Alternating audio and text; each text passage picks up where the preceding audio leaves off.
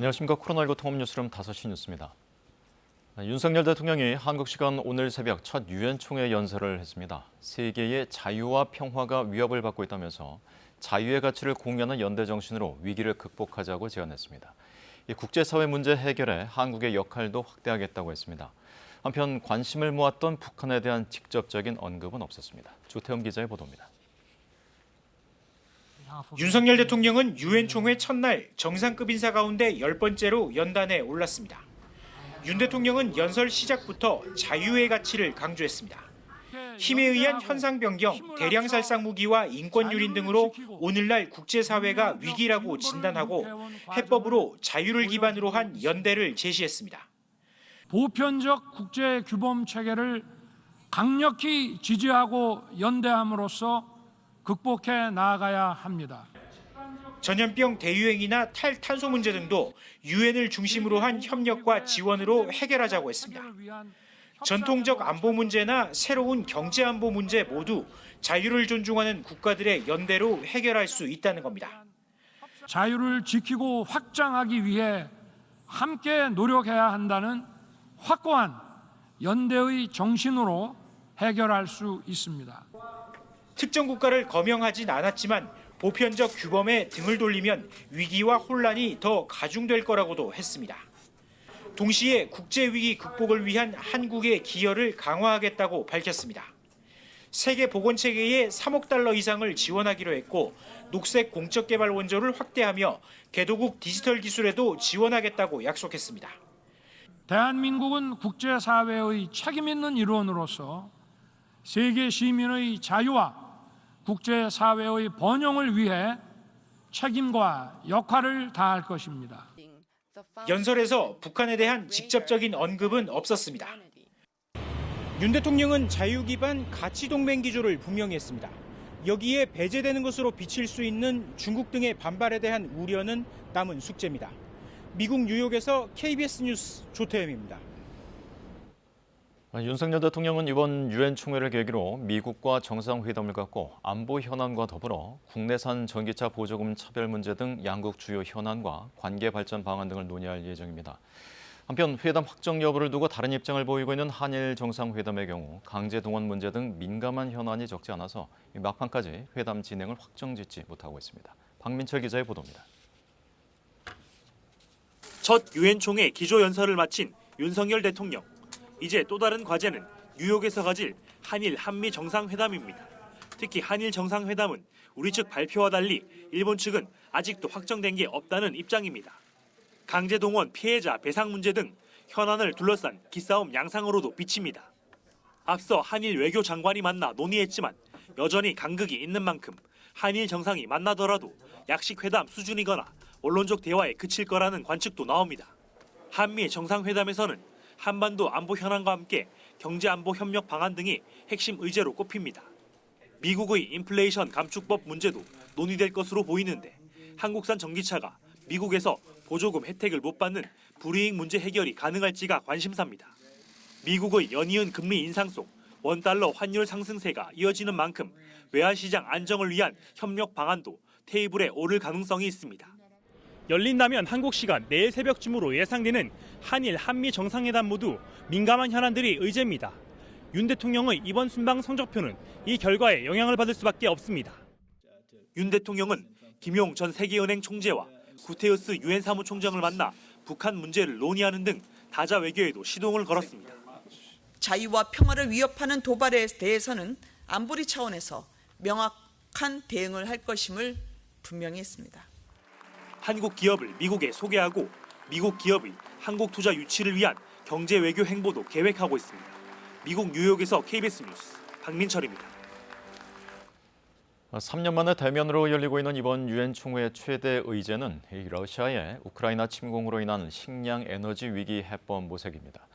총회 첫날 기조연설에서 유엔 사무총장은 석유 기업의 이른바 횡재세를 물리자고 했고 각국 정상들은 전쟁의 피해는 약소국 저개발 국가에 집중되고 있다며 한 목소리로 전쟁을 멈추자고 했습니다. 뉴욕에서 한보경 특파원이 전합니다. 안토니오 구테우스 유엔 사무총장은 기조연설에서 러시아의 우크라이나 침공으로 세계가 위험에 처했다며 국제사회의 분열과 불평등이 심화되고 있다고 했습니다. 특히 전쟁으로 식량과 에너지 값이 치솟아 불평등이 폭발하고 있다면서 석유, 가스 기업에 이른바 횡재세를 부과할 것을 세계 각국에 촉구했습니다. Calling on all developed economies to tax the windfall profits of fossil fuel companies. Those funds should be redirected in two ways: to countries suffering loss and damage caused by the climate crisis, and to people struggling with rising food and energy prices.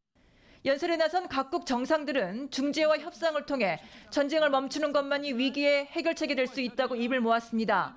특히 아프리카 국가 정상들은 러시아와 우크라이나 어느 한편에 서는 것만이 능사가 아니라며 아프리카 대륙이 전쟁의 가장 큰 피해를 입고 있다고 강조했습니다. Qu'elle ne veut pas être le foyer d'une nouvelle guerre froide, mais plutôt un pôle de stabilité et d'opportunité ouvert à tous ses partenaires sur une base mutuellement bénéfique. 마크롱 프랑스 대통령은 제국주의 시대를 떠올리게 한다며 러시아의 우크라이나 침공을 강도 높게 비난했고, 반면 러시아로부터 에너지를 계속 수입하고 있는 브라질은 미국과 유럽이 주도하고 있는 대러 제재만이 해법은 아니라고 했습니다. Mas não acreditamos que o melhor caminho seja a adoção de sanções unilaterais e seletivas, contrárias ao direito internacional. 전쟁을 끝내야 한다는 데에는 국제사회가 물론 한 목소리를 내고 있지만 온도 차이는 분명 읽혀집니다.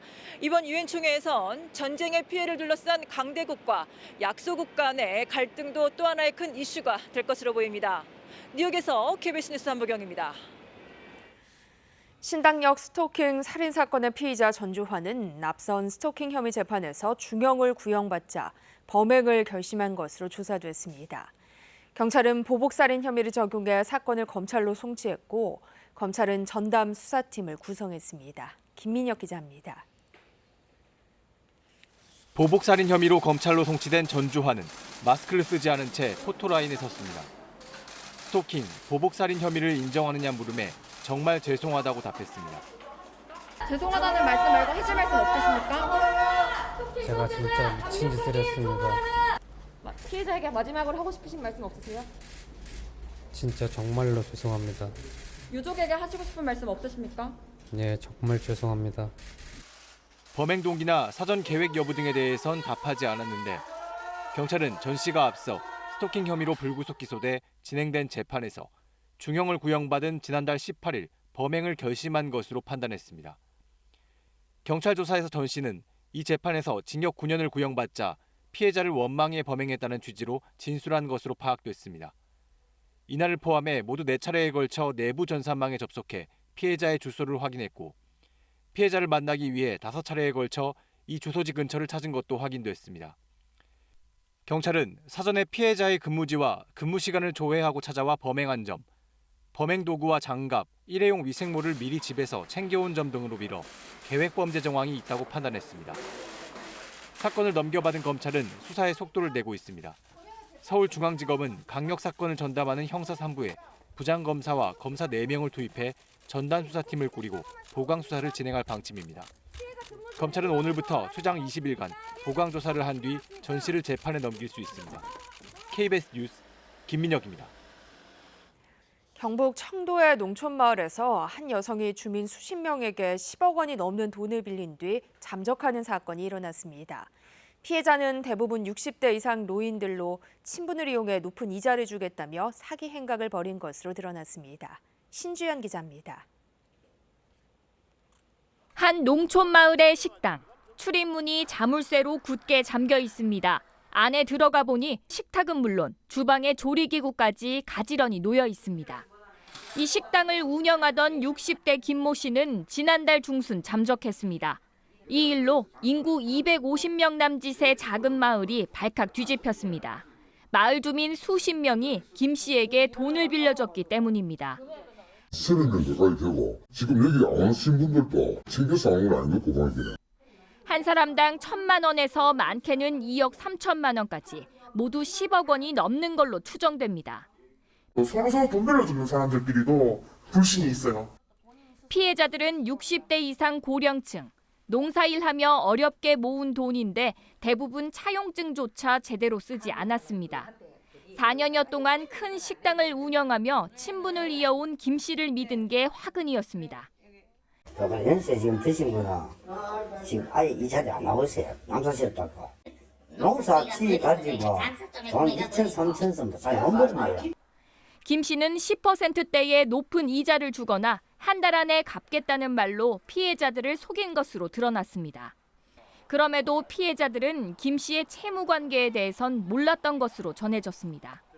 오랫동안 사귀었던 지인들 상대로 했는 거여서 사람이 사라진 상태여서 부족하고. 경찰은 김 씨에 대해 사기 혐의로 사전 구속영장을 신청하는 방안을 검토하고 있는 것으로 알려졌습니다. KBS 뉴스 신주연입니다. 금융감독원이 총 5조 6천억 원에 달하는 태양광 사업 관련 대출의 부실 여부 점검에 착수했습니다. 금감원은 은행별로 태양광 대출의 종류와 규모, 건전성 여부를 파악하는 작업에 돌입했다고 오늘 밝혔습니다. 금감원의 이 같은 조치는 태양광 발전 활성화를 위한 전력산업기반기금 사업에서 2,616억 원이 부당 지원됐다는 조사 결과를 최근 국무조정실이 발표하고 산업부도 전수조사에 나선 데 따른 것입니다. 한국산 전기차 관련 논의를 위해서 미국을 방문한 산업부 장관은 해당 법안의 오류를 미국 측에 지적하겠다고 밝혔습니다. 한국과 오랜 관계를 유지해온 미국 주지사도 바이든 대통령에게 서한을 통해 우려를 전달했습니다. 하지만 미국 중간 선거 전에는 해결이 쉽지 않다는 전망입니다. 워싱턴에서 이정민 특파원입니다. 한국산 전기차 보조금 문제 등을 미국과 협의하기 위해 방미한 이창양 산업부 장관은 진행 중인 실무협의를 정무적 차원으로 끌어올리기 위한 논의를 하겠다고 밝혔습니다. 정책적으로 어떤 문제가 있는 건지 오류가 있는 건지에 대해서 좀 솔직하게 제가 좀 지적을 하고 거기에 대해서 미국 정부 내에서 어떤 식으로든 논란이 좀 되도록 제가 그렇게 할 생각입니다. 러몬도 미국 상무장관과 장관급 논의가 이뤄지는 만큼 정치적 접근법도 필요한 시점이라고 덧붙였습니다. 미국 의회가 정치 논리로 법을 만들었다는 점, 오는 11월 미국에서 중간선거가 치러진다는 점 등을 감안해 접근하겠다는 겁니다. 다만 구체적 방안에 대해선 말을 아꼈습니다. 한국계 미국인 배우자를 둬 한국 사위로 알려진 레리 호건 미국 메릴랜드 주지사는 한국산 차량에 보조금 지급을 하지 않겠다는 인플레이션 감축법에 대해 우려하는 서한을 바이든 대통령에게 보냈습니다. 피해를 받는 기업이 계획된 미국 내 직접 투자를 지연하거나 취소할 위험이 있다면서 동맹국의 우려 해소를 위해 행정부가 취할 조치를 찾아야 한다고 호소했습니다. They're investing billions of dollars in the U.S. to build auto manufacturers, and we ought to be encouraging that more rather than discouraging it. So I think there were some unintended consequences of this bill. 정부는 일단 11월 미국 중간선거 이전까지는 해결이 쉽지 않다는 전망하에 실무협의와 고위급 협의를 병행해 대응한다는 입장입니다. 워싱턴에서 KBS 뉴스 이정민입니다. 우크라이나에서의 전쟁이 길어지고 있는 가운데 푸틴 러시아 대통령이 우크라이나 전쟁을 위한 동원령은 없을 것이라는 입장을 바꿔 예비군 등에 대한 동원령을 발동했습니다. 또한 우크라이나 내 러시아 점령지에서 러시아로의 합병을 위한 주민투표 계획이 확정돼 모레부터 시작될 예정입니다. 모스크바에서 조빈나 특파원입니다. 러시아가 2월 24일 시작한 우크라이나 특별 군사작전과 관련해 부분 동원령이 내려졌습니다. 블라디미르 푸틴 대통령은 현지 시각 오늘 오전 TV 연설을 통해 러시아와 러시아의 주권, 영토적 통합성 보호를 위해 군 지휘부가 건의한 부분 동원령을 받아들이고 해당 법령에 서명했다고 밝혔습니다. 타스 통신은 예비역 혹은 군 복무 경험이 있는 사람들만 징집 대상이며 추가 훈련이 실시될 예정이라고 전했습니다. 우크라이나 내 러시아 점령지에서 러시아로의 합병 여부를 묻는 주민투표를 하기로 결정했습니다. 대상은 친러시아 세력이 독립을 선포한 동부 돈바스 지역과 남부 자포리자주, 헤르손주의 러시아가 통제하는 지역 전체로 현지 시각 23일부터 닷새 동안 일제히 실시할 예정입니다. Это даст вопрос безопасности, потому что ситуация меняется, и мы приступаем к новому этапу. 러시아 국가두마 의장은 우크라이나 주민들이 러시아에 합류하고자 한다면 그 결정을 지지할 거라고 했고 외무장관도 긍정적 입장을 밝혔습니다. Мы с самого начала специальной военной операции, да, в общем-то, и в предшествующий ей период говорили о том, что свою судьбу должны решать народы соответствующих территорий. 러시아 중앙선거관리위원회는 투표소 설치 등 지원에 나설 방침입니다. 모스크바에서 KBS 뉴스 조빈나입니다. 한편 러시아의 우크라이나 내 러시아 점령지에 대한 합병 투표 예고에 미국은 결과를 인정할 수 없다는 뜻을 분명히 했습니다. 조 바이든 미국 대통령의 올해 유엔 총회 연설도 러시아의 우크라이나 침공 비판에 초점이 맞춰질 것으로 보입니다. 김기현 특파원입니다. 미 백악관은 러시아가 예고한 합병 주민투표를 우크라이나 주권 침해에 해당하는 사기로 규정했습니다. 제이크 설리번 백악관 국가안보 보좌관은 어떤 결과가 나오든 유엔 헌장의 핵심인 주권과 영토 보존 원칙을 정면으로 어긴 행위라면서 미국은 결코 러시아 측 합병을 인정할 수 없다고 경고했습니다. The United States will never recognize Russia's claims to any purportedly annexed parts of Ukraine. And we will never recognize this territory as anything other than a part of Ukraine. 설리번 보좌관은 조 바이든 미국 대통령의 올해 유엔 총회 연설 역시 러시아의 우크라이나 침공을 강력 비판하는 동시에 국제사회의 지속적인 공동 대응에 초점이 맞춰질 것이라고 전했습니다. 러시아가 회원국 무력 침공에 반대하는 유엔 헌장을 정면으로 위반했다는 점도 지적했습니다. Among other things, he'll offer a firm rebuke of Russia's unjust war in Ukraine and make a call to the world to continue to stand against the naked aggression that we've seen these past several months. 설리번 보좌관은 특히 바이든 대통령이 러시아가 상임 이사국으로 거부권을 갖고 있는 유엔 안전보장 이사회 개혁 문제도 비중 있게 다룰 것이라고 강조했습니다. 일각의 주장처럼 상임 이사국에서 퇴출시키는 방안까지는 아니더라도 러시아 측의 태세 전환을 지속적으로 압박하겠다는 겁니다. 워싱턴에서 KBS 뉴스 김기현입니다. 이달 1일부터 20일까지의 수출액이 지난해보다 줄면서 무역 수지가 41억 달러 적자를 기록했습니다. 정부는 무역 수지 적자를 줄이기 위해 에너지 절약 방안을 마련하기로 했습니다. 박혜진 기자입니다. 이번 달 20일까지 수출액은 1년 전보다 9% 가까이 줄었습니다. 관세청은 지난 1일부터 20일까지의 수출액이 330억 달러를 기록해 지난해 같은 기간보다 8.7% 감소했다고 밝혔습니다. 다만 이란 날수로 따지면 하루 평균 수출액은 1.8% 늘었습니다. 조업일 수가 13일로 지난해보다 1.5일 적었습니다. 주요 품목별로 보면 반도체와 석유 제품 등 수출은 늘었지만 승용차나 무선 통신기기, 자동차 부품 등은 줄었습니다. 국가별로는 싱가포르 등은 증가했지만 중국과 미국, 유럽연합, 베트남 등에 대한 수출은 줄었습니다. 이달 20일까지의 수입액은 371억 달러로 지난해 같은 기간보다 6.1% 증가했습니다. 원유, 반도체, 가스 등이 늘고 기계류와 석유 제품 등은 감소했습니다. 중국과 미국, 사우디아라비아, 타이완으로부터의 수입은 늘었지만 유럽연합과 일본은 감소했습니다. 이달 20일까지 무역 수지는 41억 달러 적자로 25년 만에 6개월째 적자를 기록할 가능성이 커졌습니다. 정부는 중국 등을 중심으로 수출 제약 리스크가 여전하고 에너지 가격 변동성이 크다며 무역 수지 적자를 줄이기 위해 에너지를 절약하고 이용을 효율화하는 방안을 만들겠다고 밝혔습니다. KBS 뉴스 박혜진입니다. 정부가 친환경 경제활동 기준인 녹색 분류 체계에 지난 정부에서 제외됐던 원자력 발전을 포함시키기로 했습니다. 투자와 수출 기회가 늘 거란 기대지만 친환경 기준이 유럽보다 느슨해 취지를 살리지 못할 거란 우려도 나옵니다. 홍하경 기자가 살펴봤습니다. 기후위기로 지구가 신음하고 있습니다.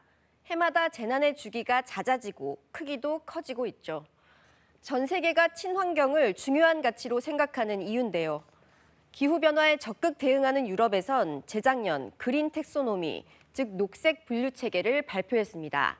어떤 산업이 친환경인지 아닌지 분류하는 기준입니다. 온실가스를 줄이는 등 환경 친화적인 경제활동을 하는 산업에는 좋은 조건으로 더 많은 투자가 이루어지도록 하겠다는 겁니다. 우리나라도 지난해 말 한국형 녹색 분류 체계를 만들었습니다. 태양광과 풍력 같은 재생에너지가 포함됐었는데 정부는 9개월 만에 원자력 발전도 포함시키기로 했습니다. 원전을 친환경 에너지로 분류한 유럽연합 등 국제 기준을 고려했다는데요.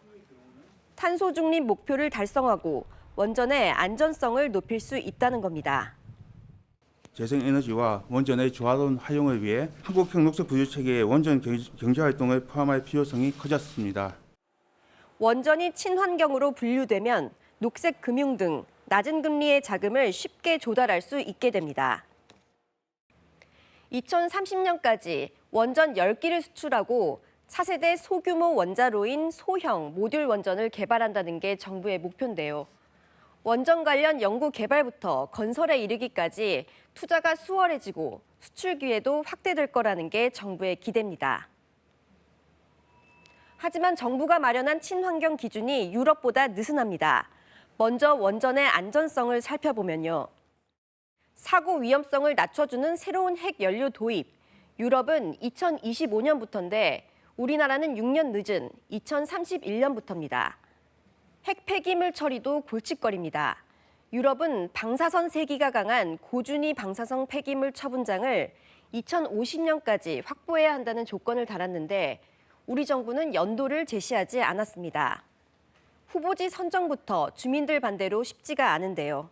고준위 방패장은 부지 선정부터 처분시설 건립까지 37년이 걸릴 것으로 예상하는데 아직 절차 시작도 못했습니다. 이 문제를 오래도록 논의한 유럽에서도 부지를 선정한 나라는 단 3곳뿐입니다.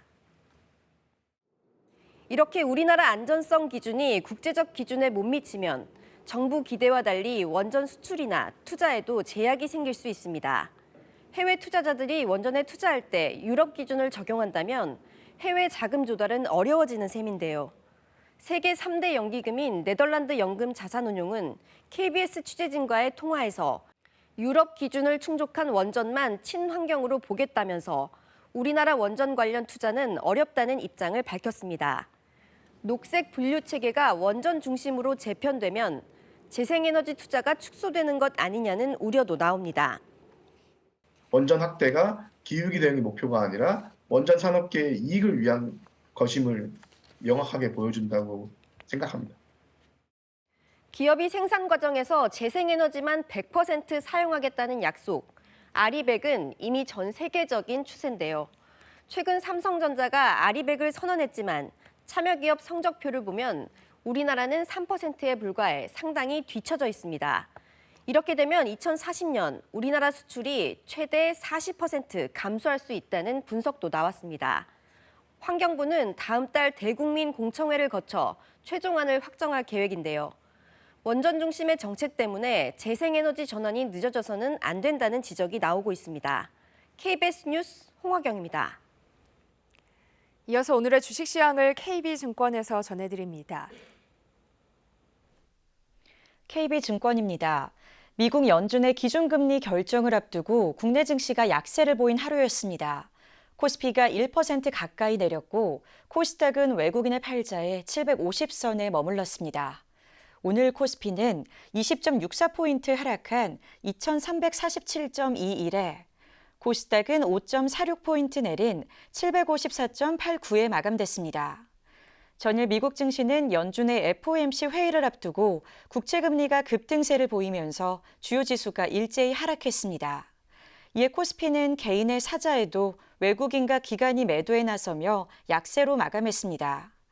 삼성전자가 반도체 업황 우려가 지속되며 3거래일 만에 52주 신저가를 또다시 경신했고 최근 부진한 흐름을 보이고 있는 네이버와 카카오 역시 동반 52주 신저가를 경신하며 하락했습니다.